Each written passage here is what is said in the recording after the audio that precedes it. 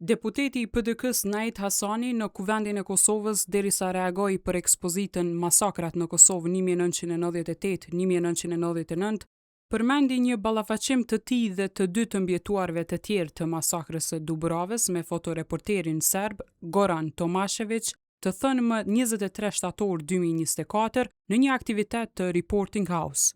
Producentja e Reporting House, Jeta Gjara, ka reaguar duke treguar se fotoreporteri Goran Tomašević ishte ftuar për t'u ballafaquar me të vërtetën dhe të mbjetuarit e masakrës së Dubrovës.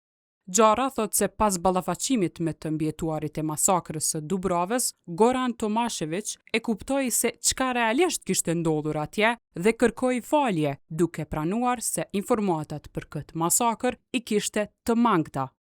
Në shtator të vitit 2024, në shtëpinë e mediave në Prishtinë, në aktivitetet organizuar nga BIRN Kosova dhe Jeta Gjara, në debatin publik ka qenë prezent fotoreporteri serb Goran Tomašević, ish oficer rezerv. Është thënë se policia serbe, respektivisht zyra e informacionit, ka njoftuar qendrën e mediave se në burgun e Dubrovës ka pasur rebelim të burgosëve shqiptar dhe se gardianët janë detyruar të intervenojnë për ta shuar rebelimin të burgosëve të armatosur shqiptar. Dhe këtë sipas fotoreporterit ai ka prezentuar në të gjitha mediat e botës si kryengritje të burgosërve të armatosur në burgun e Dubrovës. Kjo deklarat rrëfimit të rremët e fotoreporterit serb. Unë, Enver Dogollë dhe Sadik Siçiri kemi kundërshtuar për prezentimin e të pavërtetë mbi masakrën e burgut të Dubrovës.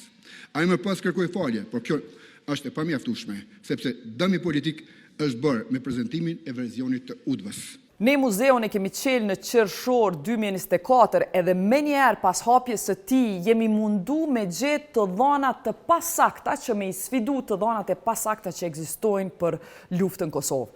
Masakra e Dubrovës ka qenë njëna prej tyne për shkak se propaganda e Serbisë në atë kohë ka qenë e tillë që ka thonë që mbi 100 të burgosur janë vrarë prej NATO-s, jo prej të burgosurve serb edhe prej gardianëve serb. Pikërisht na e kemi gjetë që kjo është thonë edhe përmes fotografive të fotoreporterit Goran Tomašević, i cili ka qenë fotoreporteri Reutersit, edhe ka mujt me shku në maj 2099 ka shku drejt Dubrovë edhe i ka bo këto fotografi që e kanë thonë të pavërtetën. Ne e kemi ftu atë, edhe i kemi ftu njëkohësisht të mbjetuarit e masakrës së Dubrovës që janë shqyqyr gjallë edhe shumë vokal, kanë shkru libra edhe ka dhëna të mira. Enver Dogollin, Sadik Siçirin, Nait Hasanin e kemi qitë për balë Goran Tomaševićit edhe në atë moment kur këta tre e kanë sfidu Goranin, kanë thonë këqyre, ti ke qenë aty, po ti ke kallëzu, ti s'ke fol me neve, nuk na ke marrë intervist, ata të vram, nuk janë vra prej NATO-s. Në atë moment, kur e kuptoj ma thellë Tomaševićit se që ka ndodhur në Dubrovë, tha, unë po e shoh që kom pas informatat mangëta, unë kom qenë aty veç atë ditë, kërkoj falje për informatat e mangëta që kom qitë, për qaq na kanë dhënë hapësinë dhe qaq kom mujt me publiku. Përveç kësaj ngjarje ku ne vazhdimisht mundohemi ta sfidojmë propagandën e Serbisë, e kemi edhe një event tjetër që e kemi organizu sakt për masakrën e Dubrovës, është filmi më i mirë që është bona e herë për masakrën e Dubrovës nga Eke Rahmani, ku janë intervistu të mbjetuarit që kur përpara s'kan fol për masakrën e Dubrovës. Atë film e kemi shfaq në korrik të vitit 2025, edhe mbi 200 njerëz kanë qenë prezent në shfaqjen e filmit. Në këtë formë, muzeu jon ka me qenë gjithmonë sfiduesi propagandës edhe forum, platformë për ruajtjen e të vërtetës për luftën Kosovë. Unë jam Sadik Siçiri. Jam ishi mbjetur i masakrës së Dubrovës, jam edhe gazetar i gazetës e Pokari. Unë e çmaj punën e fotografistit, por e pash që disa informacionet që po jep i ka pak të gabume ose i ka harru. Në meje nuk ka bombardu NATO, unë vi nga e region, NATO janë në regionin e Rekskeqe, ka bombardu veç kazerme në Koshore. Ndërsa në meje, me 27 prill, është bo një masakrë ndaj civilve, ku janë ende të zhdukur rreth, ose janë vrarë 347 qytetarë të rajonit të Rekskeqe. Masoj bombardimit ka ndodhur te ura e Beshtazhinit, rruga për Prizren. Ndoshta tu ka vështillu. Ke po Sa është ura Beshtazhinit larg mes? Po duhet pe Gjakova me shku për Prizren dikon te ura Shajt. Konja 7-8 kilometra. Që do të thotë meje ka ndodhur masakër e nuk ka ndodhur bombardim. Ata traktuarit janë godit te ura e Beshtazhinit. Me as a journalist, I got from colleagues or from media center in that area this happened. We are trying to quote the closest location of some village, town, something, because when the incident happens, sir, I need to write where is it. It's not always exact. If something happened outside Belgrade or Pristina, I would say near Belgrade or near Pristina.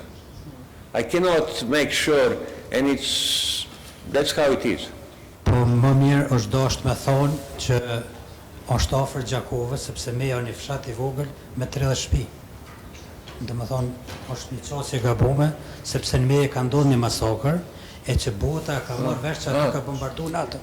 Sipas dëshmive ose raporteve që ti ke marrë prej policisë ose prej asaj zyres informacion. Kështu që edhe informacioni jashtë botës ka shkuar i gabuar. Është etiketuar NATO-ja, ndërsa është bërë masakër nga policia dhe ushtria serbe. Tashte për Dubrovë ne kemi edhe të tjerë këto. Unë kam përjetuar masakrën e Dubrovës, unë i kam po edhe gazetarët kur ju keni ardhur aty, nuk s'kam njoftë atëherë. Edhe ti po thu që aty ke po bombardime, ke po arme, ke po një luk që ka ndodhur në masakër në Dubrovë. No, I didn't saw any shelling. I come aftermath. Or I didn't saw when this happened. I come after I found out about Dubrava prison here in Pristina, the NATO bomb, how I have been informed. What happened really, I have no idea. I come and what I saw was what I presented with pictures. Goran, is this your photo or not? They're wondering. No, It could be other people's photo. I have different ones. That one is not. The other ones, they are. You have to understand one thing. I couldn't go and do whatever I want. I do, and in short, I cover what I can. So I was lucky that I got access to get in and to get these pictures out. You think I can just go into Bravo and say, hey guys, open the door, I want to do pictures? It doesn't work that way. And also in these bombings, you do a story, another day is another story. And sometimes you hear something, and people saying it's big, this happened, you see and go, it's nothing. And then you come back and you see what else you can do. That doesn't work. Now it's easy. Okay, Dubrava was a big story. I have no idea. I was happy, I get it. I moved the pictures and I move on. Ju keni qenë gazetari i politikës Beogradit. Natën. Edhe atje në Dubravë kur keni shku dhe si gazetari i politikës dhe si Reutersit. Edhe keni prezentu për politikën e Beogradit. Më intereson si keni prezentu bombardimin e burgosërve në politikën e Beogradit. Si gazetar, ju pratë keni qenë edhe oficer ushtarak, edhe këtë punë në një mjaft mirë. Okay, ta dëgjojmë. Politica was my newspaper from the past, and I used this for here. I was officially photographer for Reuters. But in certain occasions, when you come on an angry, what you mean not? I mean, I was Reuters photographer here. And all authorities, everyone knew that. And that's the truth. Fotoreporteri Goran Tomashević punoi për agjencinë Reuters derisa ishte duke mbuluar luftën e Kosovës në vitet e 90-ta dhe që nga viti 2002 punon për Globe and the Mail. Gjatë bombardimeve të NATO-s në ish-Jugosllavi në vitin 1999, Tomashević ishte fotografi i vetëm që u lejua të qëndrojë në Kosovë duke punuar për shtypin ndërkombëtar.